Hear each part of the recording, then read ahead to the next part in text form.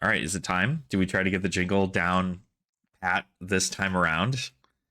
I don't think it's going to be as possible, but we did a really good job last time. We did do a really good job last time. Okay, well then let's do a countdown and let's see what happens. All right, three, Yeah. 2, 1.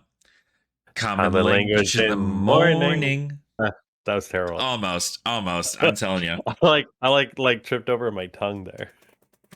Well, you know what? We take the mistakes and we roll with them. So, welcome on in, everybody, to the Common Language Podcast live. If you are joining us as a channel member, thank you so much. I do truly appreciate you being here and supporting the channel in the way that you do. If you're watching the VOD, I also thank you for enjoying the podcast. I know we've gotten a lot of new faces to the channel recently. We are actually, as of the recording of this, only 10 subscribers away from 3,000 subscribers. So super thankful for that. So I truly appreciate it. And I know that if you enjoy my content, also go over to Nathan's channel and check out that stuff as well, because same vein. We like the same stuff. That's why Nathan's here. That's why we're here.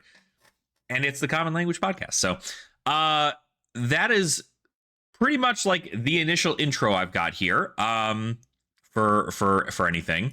Nathan, how was your week? Did you do anything fun in Flesh and Blood? I know everybody was sick the last time we spoke. So Yes.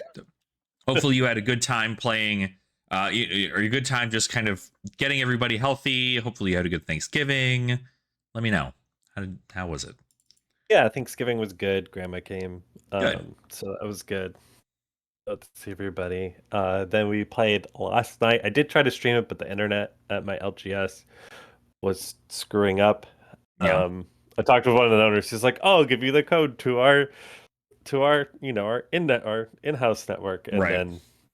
then he was like, "I don't remember the password." So I'll get that from him eventually. But no, because the network's been fine.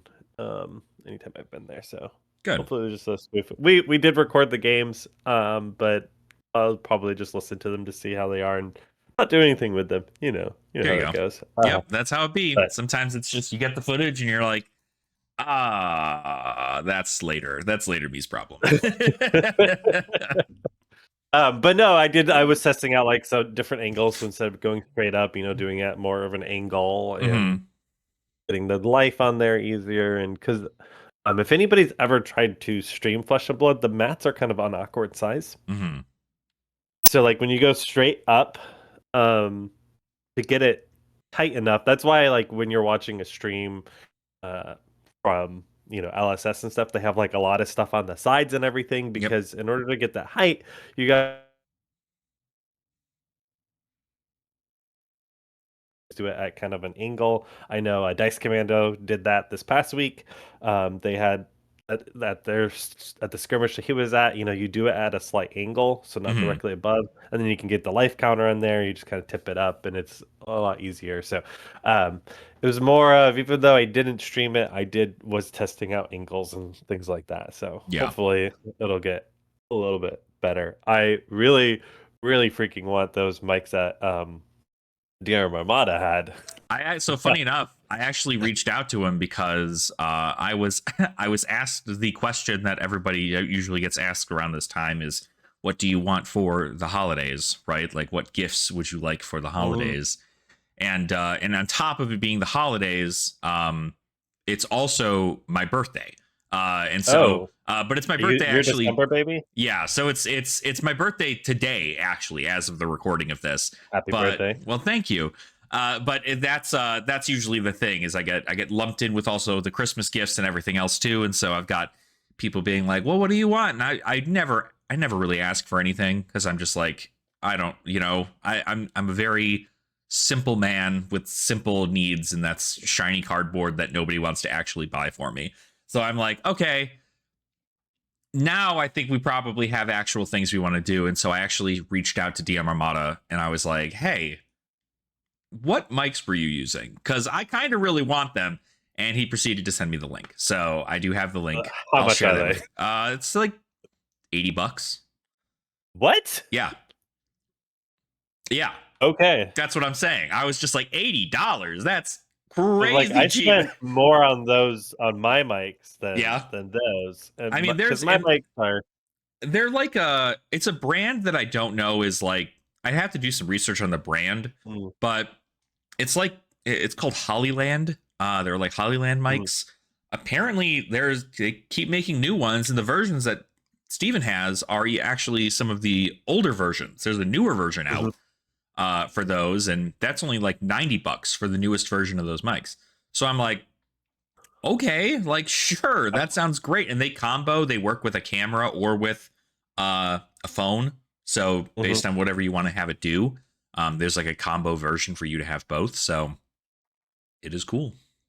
Because mine are like they're a couple $100, Mm-hmm. and they're nice ones. But what I found is like they're made for like movie sets. Like Right. they're not like super nice, but they are kind of middle of the road. So if you're doing indie film, things like that, Right. they're really good. They're also the ones like a lot of people just have them like clipped on while they're doing YouTube videos. Mm-hmm. So I've had really good success when I'm like in a semi-controlled environment. Right. Where it gets tricky is when we're sitting in the LGS and everyone's screaming around us. Which any mic is going to struggle with that. Exactly. Right.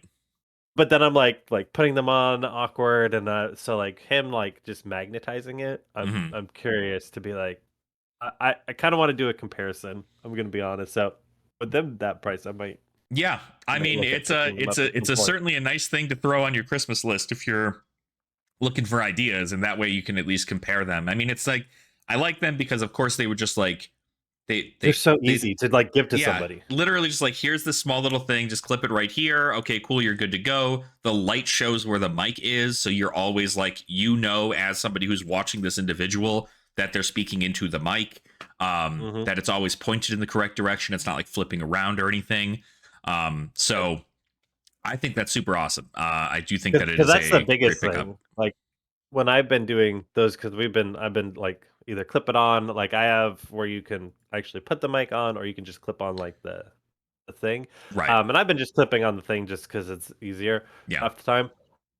But like anytime I give it to people, they're just like, because I'll put them on while we're streaming on Monday, and they're just like very awkward, and it's like facing this way or that Right. way, and you kind of don't want to be like, oh hey, maybe you should switch where that is. Whereas Yeah. if it's like just magnet this on your shirt. Mm-hmm. So much easier, and but I think the downfall is it's also easy to forget that it's on you until Yes. until you leave, right? And then you're just like, oh wait a minute, why do I only have one mic? And then I was like, wait a minute. It is True story. it is really funny, but yeah, that's on my list of things to get because I want to start doing some more in-game LGS stuff. I know I forgot to do it on Saturday like an idiot, but the owner of the LGS that I usually do our casual nights at was there at that LGS that night, and I didn't even think about it to ask him for like the gem ID and all that stuff, and like if I can set Mhm. up and do stuff on that night, because I was essentially waiting for his approval to get all that through, but didn't Yeah. even think about it. I was just like, oh hey, how are you? Cool. Here's all this other stuff. Black Friday packs. Cool. All right, here you go. Like, Yep. Did you do Black Friday packs? mm-hmm. You get anything not good? not it wasn't anything crazy. I I know that a lot of LGSs in our general area are being quite lenient on how they give them out, just because they only like every store only gets like 24 of them or something, and like it's in some stores don't have them at all, but in most cases the stores are just like there's only ever a day in which people are buying Flesh and Blood products at any of these Mhm. stores, and it's usually the day they're going to the armory. And Right. so it happened to be over the weekend, and I ended up getting two Black Friday packs because they were just like, we have extras, like it's the last couple of days for this thing, like whatever, you could just have two. And so Mhm.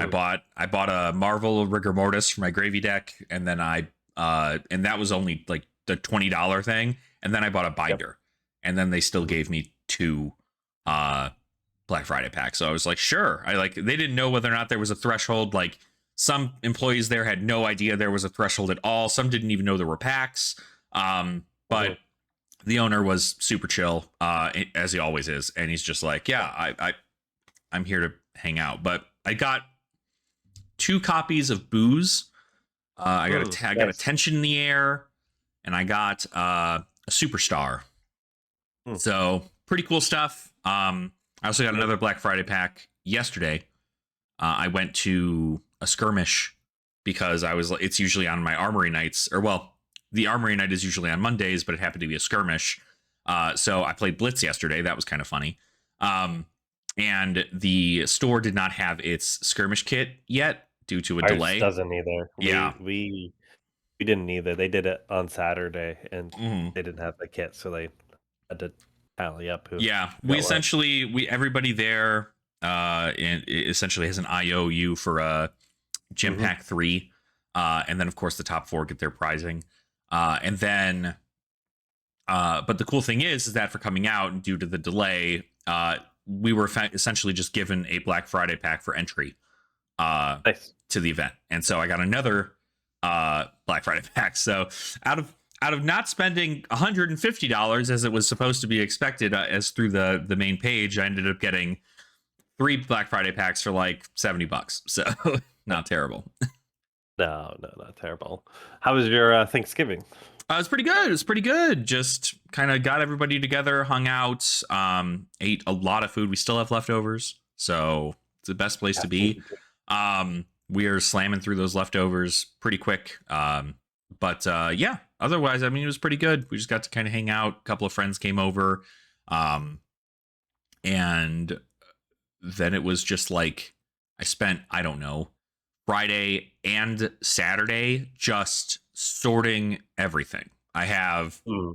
so much stuff to sort because all my stuff was set as by set. It was sorted by set. And I decided to take on that venture by having a 4-day weekend and just start organizing things by class after a while. And I got through Ninja. So I'm all the way through Ninja from Assassin to Ninja.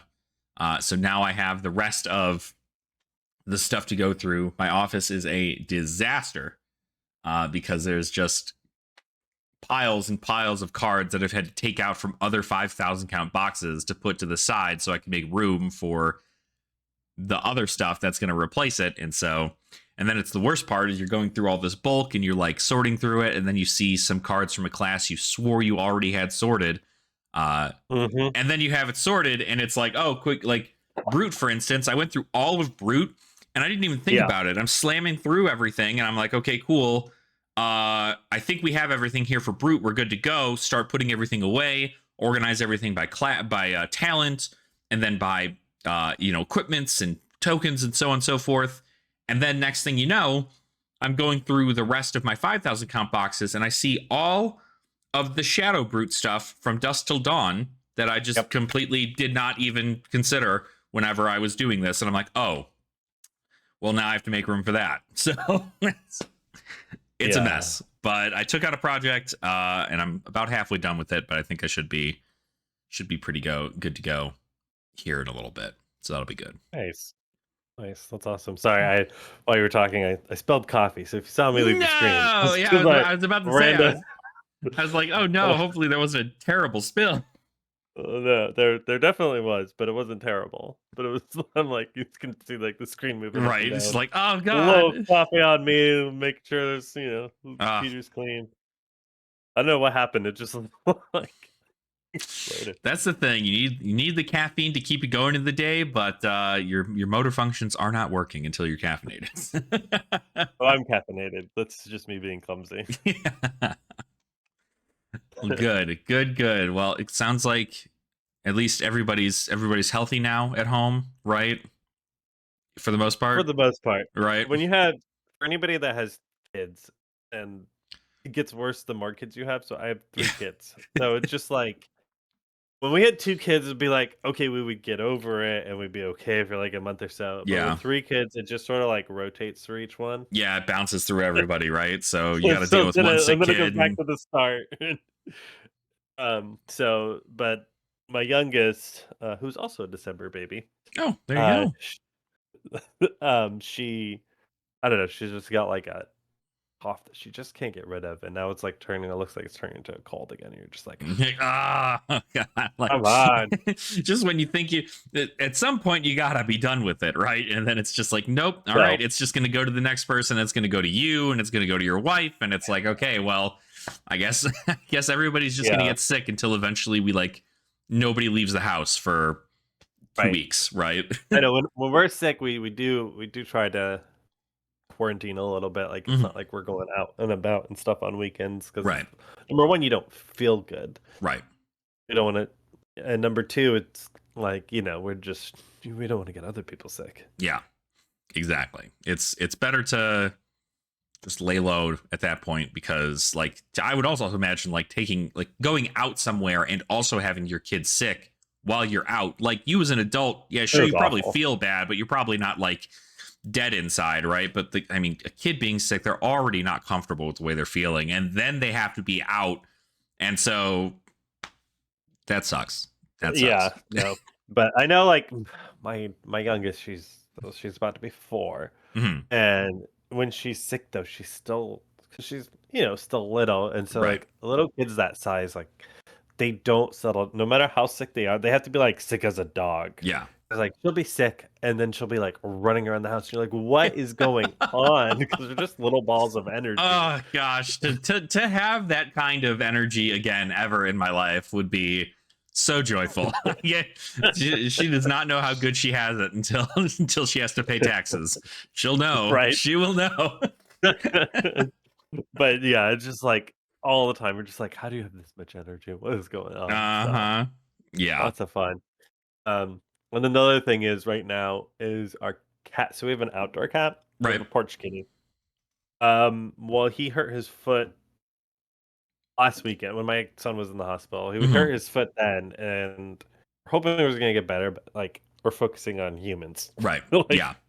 we have humans in the hospital. We're focusing on humans. So I took him Exactly. in yesterday. I finally, and then with the holiday weekend, like couldn't get him in anywhere. I was trying to, so we got him in yesterday into the Hmm. vet, and so they like put him under, shaved off his hair and stuff. He's got like a really bad, but he was like not. He was walking on 3 legs. Right. Anyways, he's still pretty kittenish. I actually don't know how old he is because he was a stray. Right. Um, so, but he's inside now, living his best life. He's Good. loving it. We have him kind of quarantined to our area though, because he can't be in the living room. Because so I as much as I love cats, I'm actually very allergic to cats. I see. I see. Okay. So he can't be like all over the furniture. I'm actually very allergic to pets in general, but a dog I can train to not go on the couch. Right. You can't I train a can't cat train to a go on. cat. Yeah. You can't do that. Yeah. So so we have him quarantined in like the kitchen, dining room area. So he's like running around having his best life. Yeah. But they were like, "Yeah, you got to quarantine him inside because the medicine he's on makes him loopy, and so he can't be outside, and he's still injured." So poor buddy, but yeah, he's loving. He's running Well, around. I'm sure he knows that he's at least loved in that, this is just a temporary jail cell for him until he gets out. So, Yeah, he's having a blast though. Like there'll be times where he's like, "Meow, like come see me," because he's used to uh-huh. roaming the neighborhood. Like he just Right. loves roaming. But yeah, he's liking being inside and getting the attention he's getting because once the kids are home, he's just like at everybody's feet. Sweet little So baby. Oh, I was like, he's gonna forever want to be in here. The main problem is our dog is not accustomed to having a cat. So like, I'd there's imagine that's that probably the going roughest on. part, right? Is because that was something that we feared with both of our cats when we first moved out here to Colorado. Colorado is a very, Mhm. very dog friendly like state, period. Like I think everywhere you go there's shop dogs, Yep. there's dogs in the office, there's dogs at everybody's home, everybody's out walking their dogs, there's dog parks on every corner, like there's a lot of places for dogs.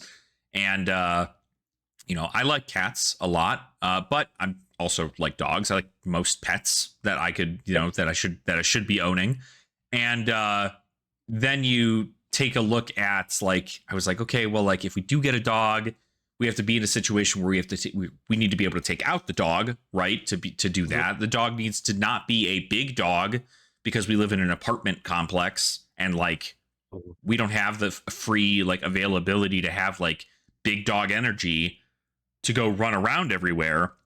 It's like if we get like a Newfoundland or something, like sure, we get a big dog, but that's a really big dog, and it's not going to probably work well with the cats because Bubba, our oldest, is like, I don't know. It's not that he hates dogs, but he's definitely been around dogs in my girlfriend's family home back when they used to live, and it was like a completely different environment. She kind of like she kept the cats upstairs and the dogs were downstairs, right? Because the cat and dogs sometimes would just kind of get into tussles, and so you just didn't want that to happen. So, but and my dog, I have a he's a Rotterman, which is a Doberman Rottweiler mix. So like he could kill the cat if he wanted to. That dog could kill. I don't think he would, because he's pretty sweet, but he does get like protective of his territory. But he's still like he's been doing really good because the cat sometimes sneaks in and stuff, and he'll just like stand there and stare at the cat and stuff. Like he's fairly well trained. So he does good, but like once again, it's the we all know dogs, they go into dog mode. Yep, exactly. It's better just to be safe than sorry at that rate. So. But yeah. So lots of fun things happening all over the place. But yeah, so there was a fun event, and I think we wanted to talk about this, and I wanted to use this as sort of a segue. Yeah. Thank you for put out a 20-minute video yesterday of this recording, so Monday, where you just kind of went over the Valencia standings and who did what. You did miss a hero though in your video. On your list, there was a Levia there. When you were scrolling through, you kept being like, "Oh, there's like 123." Of course, I missed Levia. Oh God, Mansant, how would you ever forgive me? Please, I missed Levia. I didn't look at the list, so I need to go like find it to just double check. But when you were scrolling through on your stream that you did, I noticed a Levia on there when you kept scrolling, and. So I was like, oh, so I kept being like, you looked at it, you saw it. I saw it. I was looking right at it. I was looking right there, screaming at the TV, like, I can't believe it. It was, and there was a lot there. I mean, it was nice that there was a lot. It was nice that there was a good turnout for that battle hardened for it being Sage, and like if you haven't seen the video, you can go watch it. It's on the channel here. A lot of good names. You do not need to watch the. You don't need to watch the 3-hour video that he did. No. Watch the 20-minute recap. Yeah, you won't usually see the live videos pop up initially when you just go to the page. Those are usually in that like lives tab that you see there, but there should be just that newer video. I have it where it always pings me every time you do a video. So it popped up. There you go. I was like, oh, he did a video. It was like a 3-hour stream, and I was like, okay, I'll start watching this. It was Monday morning, so I started watching it while I was making breakfast. Right. And then later that morning, like maybe 2 hours later, you actually posted like a 20-minute recap. I was like, oh, even better. Yeah. I wanted to do that just because I do know that the streams tend to go. I mean, most of that was me playing on Talishar and just like testing these decks, which was I didn't even get to that part. Crazy. Like a lot of these decks are very interesting, which kind of like segues a little bit into like our main topic, right? Which is like the amount of brewing that we're seeing, the amount of evolution of the way people are building heroes in this format is so diverse, and it's things that like you probably you were not initially expecting. Like I know that doing the A to Z series, taking a look at my Briar and my chain list that I made previously, I'm like, I think I did a pretty good job kind of talking about the hero and their hero powers and generally how that works. And then like, you see other chain lists and you're like, what is that all about? And next thing you know, you're like, oh, that's just the spice. That's just what everybody needs to do when they're playing the hero now. Well, the interesting thing was, so we played last night and one of our locals just threw together a list for Bravo. We're gonna call him Shattering Flowman. Shattering Um, Flowman. Shattering Flowman. I, I who loved that. posted that on the link? I can't remember. I Some saw it. It's funny because I heard you say it on the live stream, and I was just like, "That is the funniest thing," and that's gonna stick somewhere. I'm almost certain of it. so someone posted that. I'm sorry for forgetting. I need to look this up because it was like someone that I recognized too, and I was like, Yeah. oh, I know that username. Anyways, the Uh, Shattering Flowman. So he made this. He made a list. But what was interesting is I didn't even look at the two lists that were on there, and he looked at them and he built one that he liked a little bit more. huh. And he was like, "These lists are very different. Yeah. They focus on different aspects of it." And I was Yeah. like, "Oh, interesting." Because and that's what we're kind of seeing. I think we see that too with Chain. There's definitely a way to build it, and then there's a handful of flex spots. Mm-hmm. Where I'm seeing we're seeing pummels in there kind of make their way in there, in and out of lists. Some people have in their sideboard, some people don't. Some people are running one, some people Mm-hmm. aren't. So that's definitely a flex spot. The one list that you sent me a couple weeks ago, it was one of the ones from Tokyo. That one had the pummels in the sideboard. Yep. And I honestly started just pulling them in every single time. So I Mm-hmm. just put it out. One of the new lists, I do want to look at that because I saw that it had one pummel and then it had one in the sideboard. But I'm seeing a lot of people do, particularly in like just talk about Chain, for instance. What we're seeing a lot of people do is they do the what's that? Did I end up taking it out? That buff, that 3 for 5. Oh, What am I putrid forgetting? stirring. Yeah, Putrid Stirring. Mm-hmm. Which I actually hate that card, I so I hate never too. run it in my list. We've had several discussions on putrid stirring. I think we Yes. both do not like it, right? But like, it's funny because you consider the amount of blues that are in this chain deck, right? Because these chain decks are running more blues than you would normally Yeah. see in a chain deck. Because most chain decks, Yeah. if you don't know the lore behind previous iterations of chain, it played a lot like what Aurora would be playing like, right? A lot of these Mhm. 0 to 1 cost things that you can pay little to no resources for. You have an entire separate hand in your banish zone, and you just get those things out of your banish zone. You play them for free because they all cost 0 or 1. You pump things up with things like Seeds of Agony, all this other stuff, and then you just go about sending that damage at your opponent through your banish zone, as well as following it up then with a really big attack like Shrill Skull Form or something of the sort, right? That's a pretty basic understanding of what Chain was, and that's still what I was going for even when I was building, building Chain. Even though it was a little bit more RuneGate esque, it still like had that like better feel to it. But Yep. we see even now, like there's far more blues in those decks than we initially had thought, which allows for things like Yes. Spellblade Assault to be played, Pummel to be played, Putrid Stirring to be played, because you have the resources for it now. You're not stuck with a RuneGate card in your banish zone that's just going to stay there forever. It's like you're always going to have the resources to pay for Putrid Stirring, and then you're probably going to get your Rune Chance thing through things like Spellblade Assault as well as the Malefic Incantations, because that's like such an insane combo. Because you get to, if you get a Malefic Incantation out, you can literally start by playing the Spellblade Assault. It makes you the 2 chance, and then also a chant from the Malefic. So now you can send anything from your banish zone out for no resources. And you have go again. It's I still really hate Putrid interesting. Stirring. I've played with them and they keep getting stuck. Yeah. I think I would probably like it if it. I think I would prefer it. I might try like one of. Yeah. Like a one of Putrid Stirring. I probably would like that because a lot of times what happens is I can get usually in a chain deck, for instance, like you can get those big turns. A lot of it though is um like it's a rune blade, so you do have a lot of stuff that just doesn't block very well. Right. So and if you're blocking at 3, usually it's your rune gate stuff that you are trying not to be blocking Right. with in the first place. So that's just what I found is Putrid Stirring gets stuck in there because I can't. Usually, I can't. Like, I tends to get me in an awkward spot, and then I end up dying to it, Yeah. and I can't get it out. And so, Anyway, so I might try like a one of in there, but I get it, right? Because it's a +5. Yeah. A +5 that you can pay out of Banner Zone.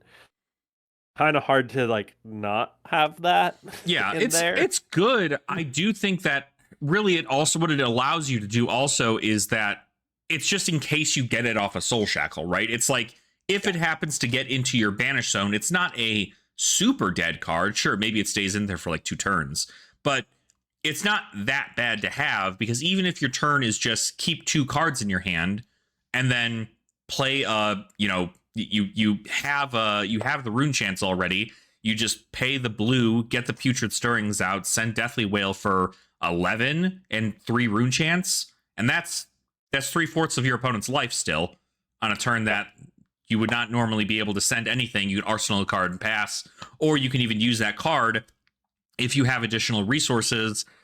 You can attack with it if it's a 0 cost, or you can pitch it to play Reaping Blade. Like there's options that are available for you to continue to push that damage through, and being able to still threaten that kind of damage for like nothing is Right. really good. I mean, that's what made Vincent so good in a lot of these formats. It's just because you could block with 3 cards, banish that last card in your hand, use your rune chance to send 6 and 3, and it's like that's still half your opponent's life. They still have to respect it in some way, otherwise they die. Yep. No, and so it's that. So I think I want to experiment a little bit more, but I also think these lists are, and this is kind of what we wanted to, our primary thing, and Valencia really showcases is these lists are evolving and becoming streamlined. That there is becoming a the Flowman does have kind of a couple different ways you can go with him. With our Rune Blades, we're really starting to see like this is how you play it. Because one of the things that I've been noticing is, for instance, I'm going to use my example, Briar. Right, I've been experimenting a lot with Briar and just kind of trying my own thing. I mean, you saw I was doing a Nebula build. I really didn't like the just basically the Aurora build, I would call it, like the 0 for 4 go again. 0 for 4. Yeah. But there's been some evolutions which you saw. So for instance, the very popular one is the one that got second in Valencia, and that's a full red one. Like it's so red that our captain's call, which I've already swapped in like a blue captain's call and was already messing with that because old Briar used to do that. The captain's call is a red, and there's actually the only difference between a red captain's call and a blue captain's call is a blue captain's call says your next 0 attack can get +2, or you can give a go again. Right. The captain's call red says your card that costs 2 or less. Briar does not run a 2 or less card. The reason why it's there is because they're running full red so that they can, the Ravenous Rabble and all of that goes right. Red. You're always getting the red.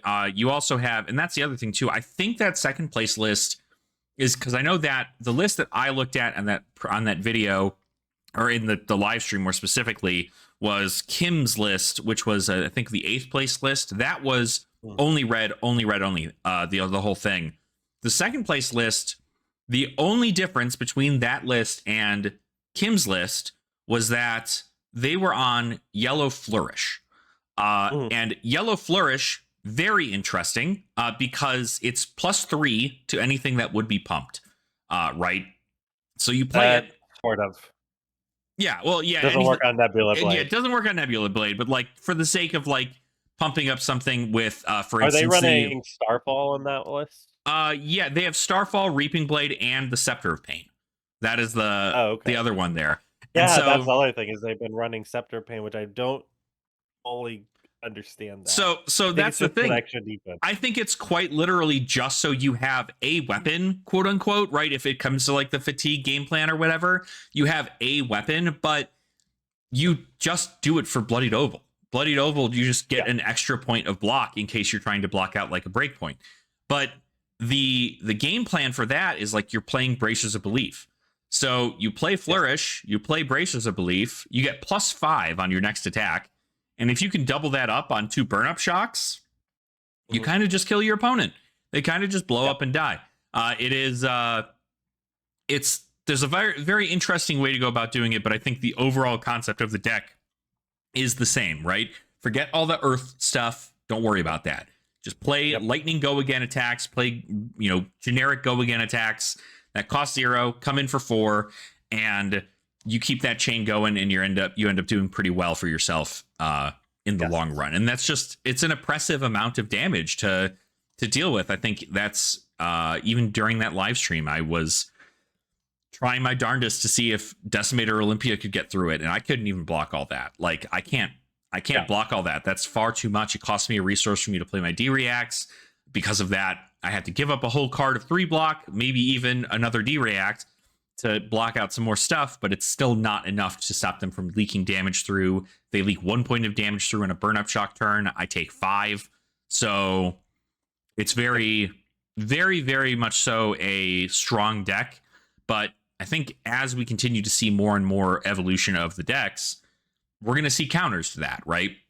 Right. I don't know how hard of a counter it'll be. It'll probably just be, does Oldhim actually get there? But I don't know. I mean, I think it's hard. A good player knows how to keep chain powerful to the last turn, Yes. which is really, really hard for a guardian to deal with. Even if they're like, they have to have all of their armor up still, and they have to have 4 cards in hand and a D-reaction arsenal for them to like live through chain's last turn. But Yes. Briar, it's essentially just like you have the luck you could possibly see your Briar opponent brick, right? They could get all non-attack actions in their hand. They could get no go again on any of their stuff, and they could just brick. That could happen, but odds are usually pretty low. Decks are constructed in a way that makes sense. So decks, and that's what, because I've been experimenting a lot with the Briar. So what was happening for me is I was running a Nebula Blade, so I have about 4 blues in there. I was running combo. I ended up dropping the Earth because I kept getting, and it's just, I think it's a mixture of the decks are getting better, and also I've been playing that deck more, so I'm just like seeing the brick your hands more and being like, I literally cannot play through this. Right. So I started going more towards, I've since dropped that, but what I've been noticing is number one, they're doing the all red with Braces of Belief. I get that. Yep. But what I've also been noticing too is they are running Blossom of Spring or Garland of Spring, whichever one you have. So they're running those, and a lot of times they're running those just to swing weapon at the end of a chain. Yeah. Or I've been seeing lists that have Electrify in them, so then they use that on Electrify. So they drop that in, get the extra card. Now I'm running with a 5-card hand. And doing that, I was messing around and just having kind of minimal blues. I even went to like a minimal blue with Electrify, and then I dropped Nebula Blade and put in the Reaping Blade just to like kind of mess with it. And with just a couple blues, like a lot of times a blue would line up with Electrify, so then I didn't need that. Anyway, so I'm still messing around with lists, but I get why the all red list is going. Why the all red list can work right now, and I know we kind of had a quick discussion on this. Why an all red list can work right now is there's no one to keep it in check. And what we mean by that is assassins are not out there to really kind of keep you in check, but especially Icelander is not out there to keep you in check. And Icelander, I was seeing when I was designing the deck, I was seeing a lot of Icelanders, so having those blues, like they just couldn't slow me down. Because they would be like, here's 3 frostbites. I'm like, cool, I got a blue. I'll pitch my blue for this 0, and I'm still coming in at a lot of damage coming at you. And so that's what's happening, though, is that there's nothing in there. Like, even Oldhim, he's not running stuff to really take stuff out. Like, I'm not seeing Oldhim lists with the wolves in it. I see a lot of Oldhim lists that are running kind of earth heavy, so that they're preventing 2, but they're not ice heavy, so they're not really taking cards out of your hand. I think that's a mistake, but that's a different story.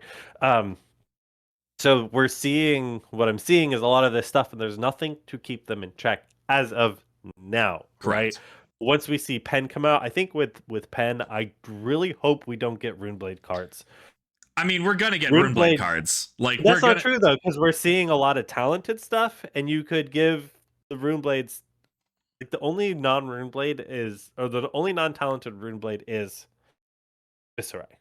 Everybody else is talented. We've already Right. seen some stuff for Briar. We'll Mhm. probably see some stuff for maybe some Shadow Rune Blade. Maybe they'll give like Vincent like some stuff to actually make her. Hopefully it's not RuneGate stuff because then it's just chain. Hopefully it's like more of like Vincent. I don't know. I want to see like Vincent specializations or things like that. I would say that it would be very, very fun if this was the set in which they introduce more rare specs.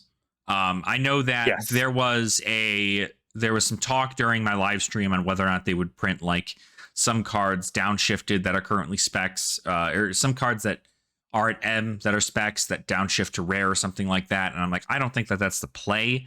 I think if anything, No. they just make a slightly weaker version of something like that as a rare spec to allow that theme of the hero to be prevalent in there. And at which point, it's just Clash. We're just playing Clash. But it is very interesting to think what could come out in Pen. I don't think that they would just skip over mechanics though, just because they're good currently in Pen. Simply because you do I see could that. see them dropping a class though. Yeah, I don't know. I mean, if it's supposed to be everybody, I mean, like nearly every hero was represented in some kind of art somewhere in there, and it's like I think it would be a big miss for them to make an expansion set and then go, we'll give you shadow cards, earth cards, elemental cards, but we won't give you like warrior cards, or we won't give you runeblade cards, or we won't give you guardian cards. We'll instead just give you class card or talent cards for you to just kind of like willy-nilly do what you need, right? I think that they wouldn't necessarily skip classes per se. And I'm just thinking like in general, Runeblade cards. I just don't want to see a lot of them. Like Oh, then we there don't probably need won't be a Runeblade lot. cards. It'll probably only be, I We mean, need a lot of warrior cards. Let's be real. We we need need a a lot lot of of assassin warrior cards. cards. We need a lot of assassin cards. Yep. We need. That's why I'm hoping it's more of like we're gonna because we've already seen a lot of talent stuff so far. Yeah. The talent stuff that they've shown have been really good. Yep. I want to see more talent stuff, but then for classes that need the help, like so for instance, right, illusionist doesn't need cards. Mm-hmm. Some illusionists need cards, like we did see Enigma, right? Like Enigma Right. needs cards, Mm-hmm. but the illusionist class as a whole, all of the heroes function so differently that we should not see just plain illusionist cards. I think the illusionist But cards we have are good enough. you could see new illusionist cards that maybe do things like, make additional like ponder tokens or something of the sort, right? Like Yeah. things that are capable of doing something that illusionists would want. I don't know how much they dive deep back into I obviously don't think they're printing like Spectra or anything on shit anymore. No, but no, they're not. They're not touching Spectra. But there'll probably be some new Phantasm stuff, maybe just some more aura support or something of the sort there. But I think overall, like it would be. We also have to unfortunately think about what is going to be in there that is going to be for Classic Constructed too. And so like you're going to have a bunch of stuff for Pen, but also like there's going to be synergy with Classic Constructed things. And I think it's just going to be important that there's cards for every class. It's really because again, it's can the hero abuse it, right? Right. We know that Chain's hero ability is what makes him powerful, right? Like the card pool is good, right? Vincent can do fairly well in the format, but Chain does it significantly better because Chain just says, I get a free action point every turn, right. No matter what. I get a free action point and I get to draw an extra card at the beginning of every one of my turns effectively because you have a whole extra hand in your banish zone. Right. That is just powerful. And that is where I believe that obviously these hero bands come into more of a play, right? Like when we see 100%. that Chain is most certainly, even if Chain does get good stuff in Pen, right? It'll be a weird ass format from then until, the set 19 drops or whatever, right? Because that's when we finally get to vote. But if Chain is actually that strong, I'd imagine and hope that, well, not even so much that he's going to get banned, but at least like in the meantime, before they get to the bans, because that's like 6 months from now, right? nobody wants to play chain only for 6 months in the game, in the new format that everybody's supposed to be so excited about. It's like, sure, you get to play chain and sure you can win, but like it's just chain. Like, why would you play anything else at that point? I think that LSS just needs to make sure that they are going to be making ban and restricted things on the card list as opposed to just being waiting for the hero ban, right? Because then they can just revoke the cards that they ban and they're just like, chain's banned. So now that you the community have voted that chain is banned, this card that was popular in chain and really powerful for his game plan can now be brought back, and like Vincent can use it. And it's like, okay, right, that's fine. Well, and if you think about it, actually, and I'll take that back. I don't want to see Shadow Runeblade stuff. I'm okay with Runeblade stuff because if you think about it, all the power cards in chain are the Shadow Runeblade stuff. Yeah, it's not the Runeblades. Yeah, Viscerai needs a little bit of help.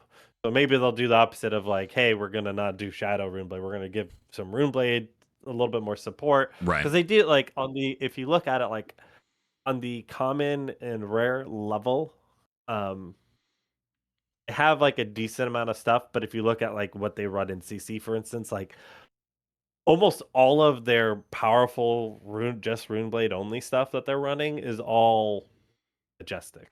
Right. I mean, yeah, that's, I think that along with even like, you take a look at how powerful assassins could be in this format. But assassins just need a lot. Assassins have most of their power sitting in the majestic slot. And so with the rares, sure, like solitary confinement's a pretty nasty hero to go against if you're not prepared to take 6 damage. But like, you don't get things like, Tarantula Toxin or Kiss of Death or any of these other things that make like a really powerful assassin. Instead, you're just like, okay, they're playing like a warrior would play. Just expect that 3 power attack to be pumped by 3 and then have another on hit. And then if you just block 6 on it, your opponent goes, okay, cool, I'll pass my turn. And then that's it. Oh, they don't have, a lot of it is just they don't have enough control. So like I was actually trying out, I was playing Arachne last night, Web of Deceit last night, and a lot of it is just like all their stuff is low power, right? You get your 0 for 3 stealth attacks, right? Mm-hmm. So that's not on base. So you get that going on. You need to pump it up. Number one, Guardians will just be like, I'll just block 6 and I don't care because I'll just throw Hammer back at you for 6. Like, cool. The other part of it is like you don't have enough control like you do in CC because all that stuff is in the air. So like even if I, the most control I have is I can throw a Black Widow at you. Right. That'll take a card if you don't block out. Maybe I'll get it up a couple times, but like I was running reds and yellows and I really wasn't seeing them enough. Yeah. And so like my output in a turn is probably close to 10-ish. Right. Like 10-ish is a good turn, but it's a good average to have, yeah.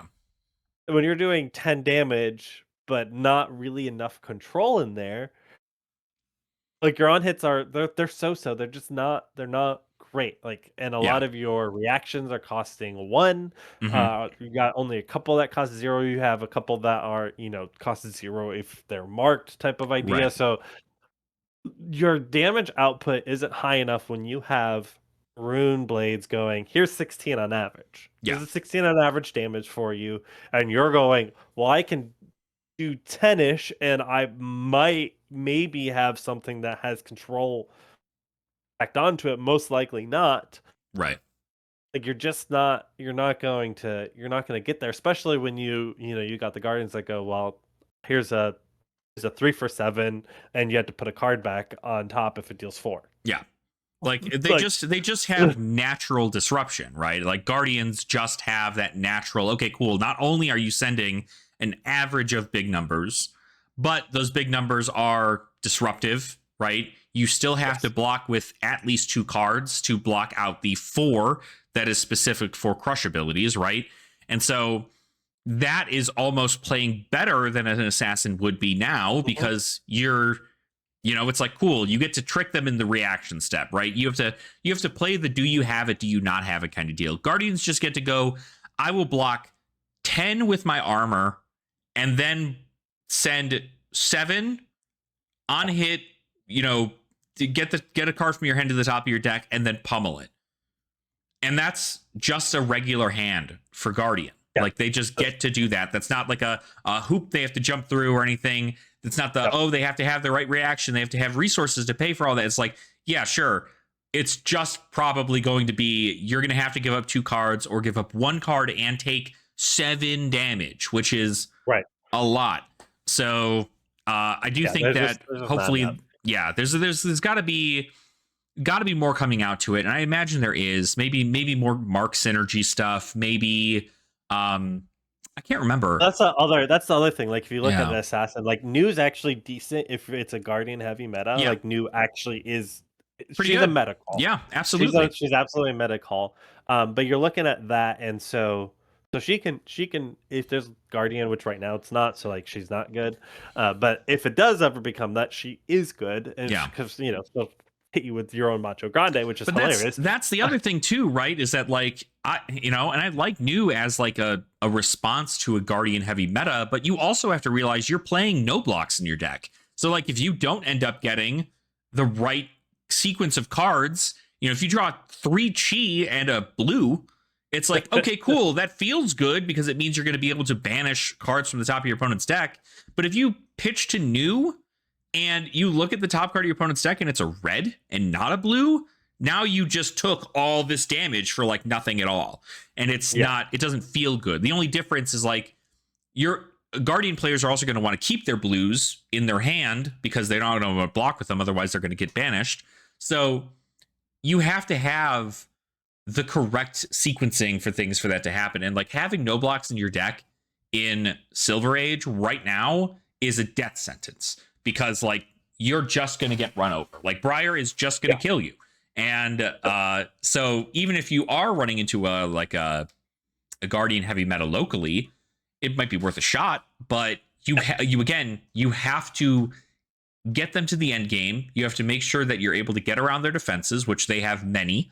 And then on top of it, they have to, they have to have the chi to be able to banish a card off the top and hope it's a Macho Grande or hope it's a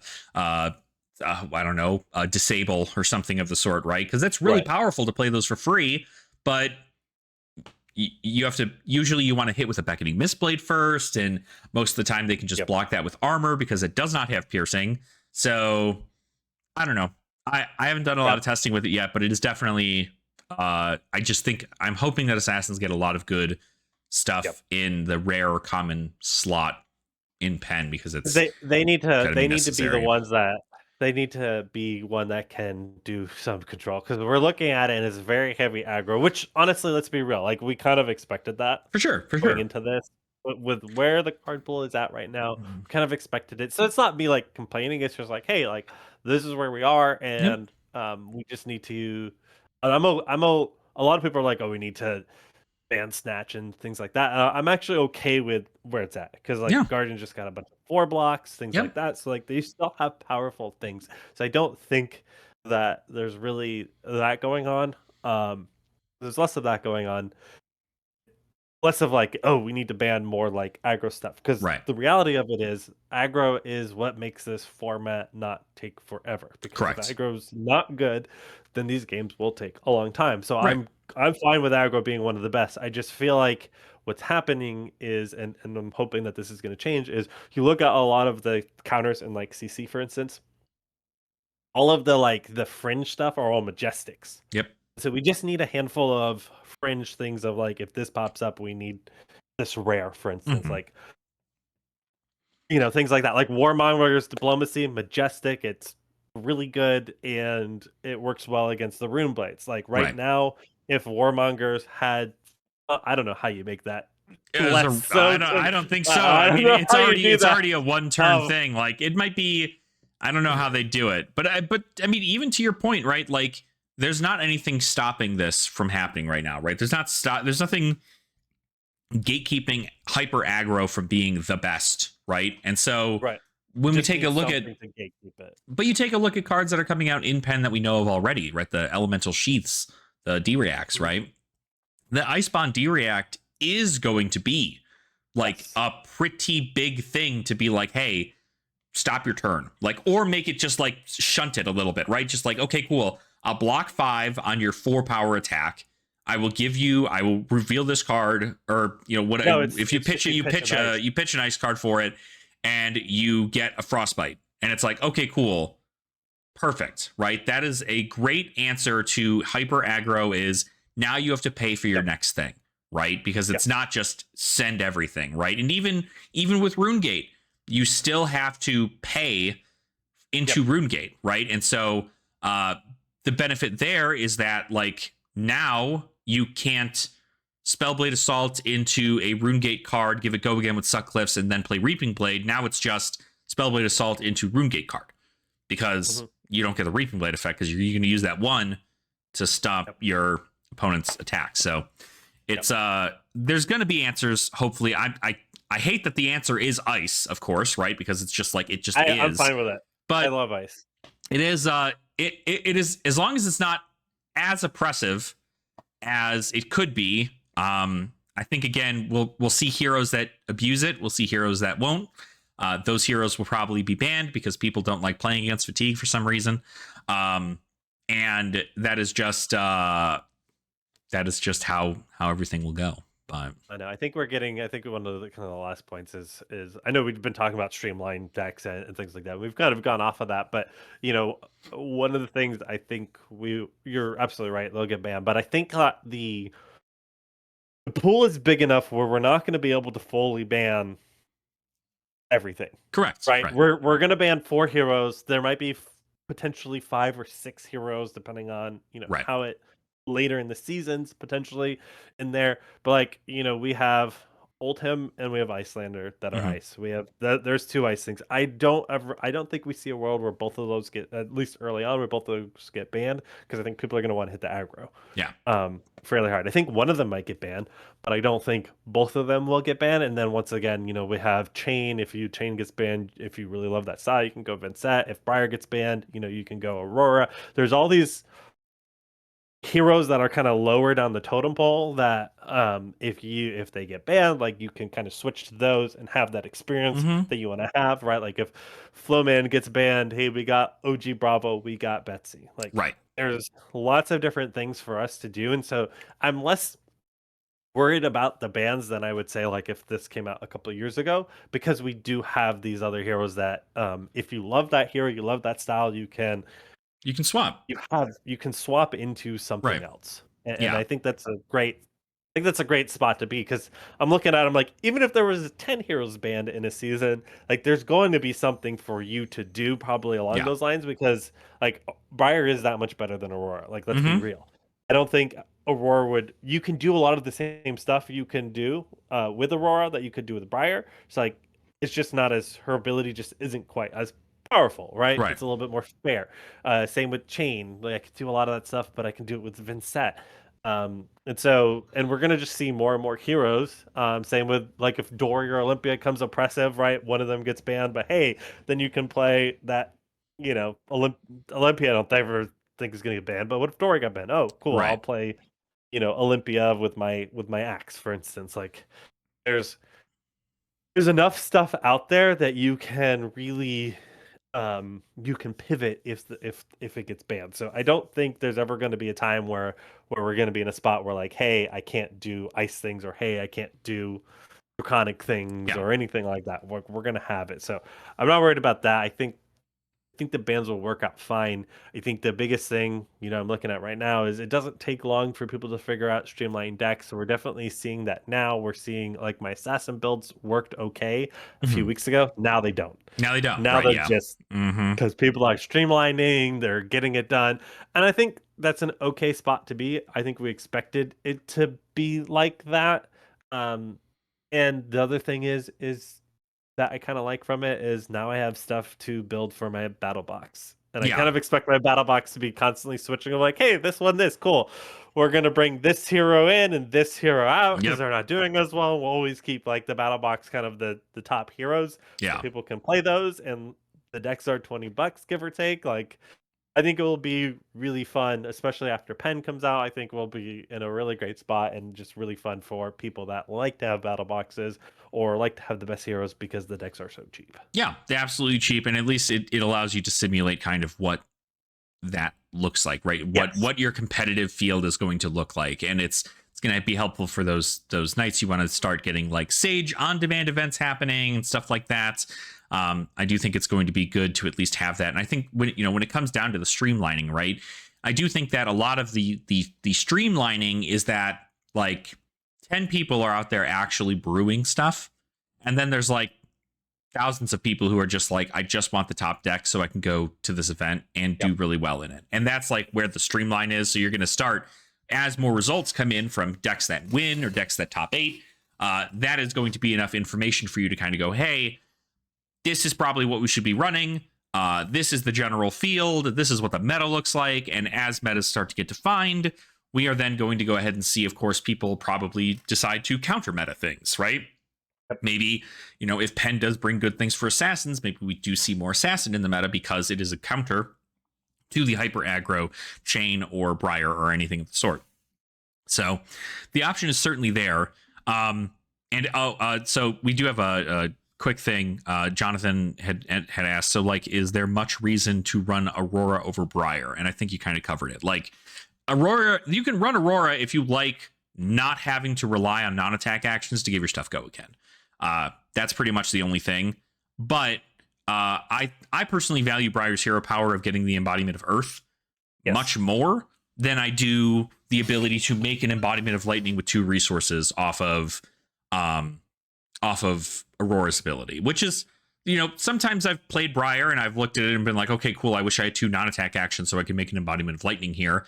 Whereas Aurora, you just need to play a Lightning card and you go cool, bam, but that means you have to run blues, which isn't terrible, but your blues probably don't do nothing. They're also probably the like Sigil of Lightning and Sigil of Conductivity, of which both of those do not block and also don't do any damage. So you're running less damage now, strictly for you to be able to make an embodiment of Lightning, which sometimes does not really matter. So it's I think the biggest thing with her is right now in Sage anyways, is there isn't enough go again attacks, like innate go again attacks in the common and rare slot. Because if you look at the Briar or the Aurora builds in CC, like a lot of her Majestics have go again, or they give like the next thing go again, right. or things like that. And there's not enough of that in Sage. So at this point, there isn't a reason to. That doesn't mean that there's not with Pen. Yeah, like, exactly. Let's be real. Yeah, it's just it's not going to be helpful. And yeah, you're right, John. Fair, more blues makes Rabble suck. That is correct. So yeah, obviously you're going to be at the downfall for that. But I think at the end of the day, we're going to see metas start to, some people out there are probably already trying to build their deck around how to beat hyper aggro. The issue is that, are you also going to be able to beat everything else, or are you only teching into hyper aggro, right? Are you going to have play into other fatigue decks? Do you fatigue better than other fatigue decks? Do you have a game plan to kill fatigue decks with either a weapon or something of the sort? Like, there are niche ways to go about playing the format that really do get a lot of creativity flowing. But I think at the end of the day, we as TCG players oftentimes just kind of care about who was smarter than us to make a deck, get to top 8 of a format, and then go, that's the deck I should play. And then they play that, which is fine, because that's what we expect whenever things like that happen. So, but real quick, just because we're going to have to wrap it up here, I did want to say that last week we talked about Nathan's card recycling program, the bulk recycling program that he's doing over there. And if anybody wants to get in on that or do anything of sort there, we do have a link in the description of this video here. I'll make sure to post it in the VOD as well, to get you the information needed to reach out to Nathan for anything that you might need in regards to bulk. If you're trying to build a community locally or anything of the sort there, Nathan's your guy there. I have bulk, but it's not sorted yet, and certainly not in like sets of things. So it may be a little while before I end up being able to help with that, but I know Nathan's got at least a lot of stuff set up there. So that will be in the description of the VOD and also of the live stream here. So if that is something you want to check out, by all means, feel free to do so. Yeah, we're slowly making. So I think like right now there's only like Brute stuff up. There'll be Guardian Yeah. stuff up soon. I honestly was at the LGS and forgot to grab another couple boxes, so it's gonna make it even slower. I meant to grab like a couple boxes to be like, hey, I can have blank boxes, because right now I'm literally just kind of shifting stuff around Right. as I'm sorting, which makes things take longer. Yep. But you'll kind of see that come out. So if there's stuff in there that you're hoping to get, message me, and once I get to that, I can ping you. But right now it's Brute.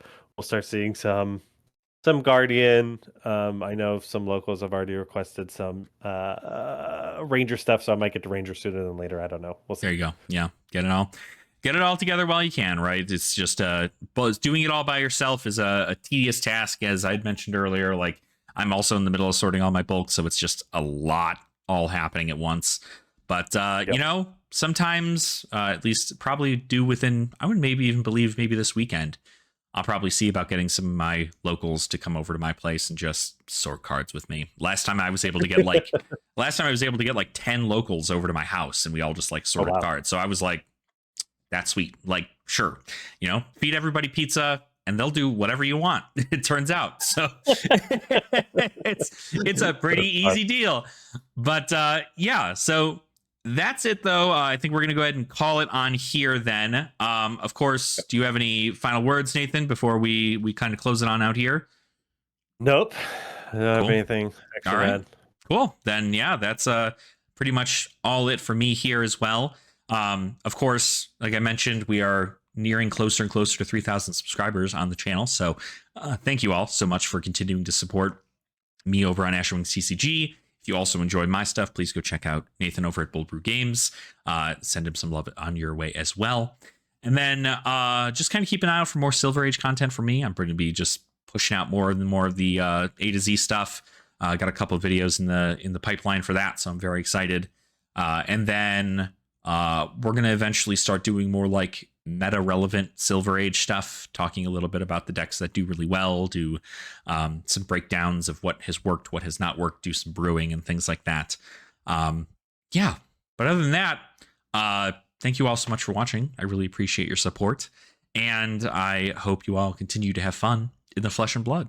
And I will see you beautiful Ashwings in our next installment of the Common Language Podcast. Bye, everybody. Bye.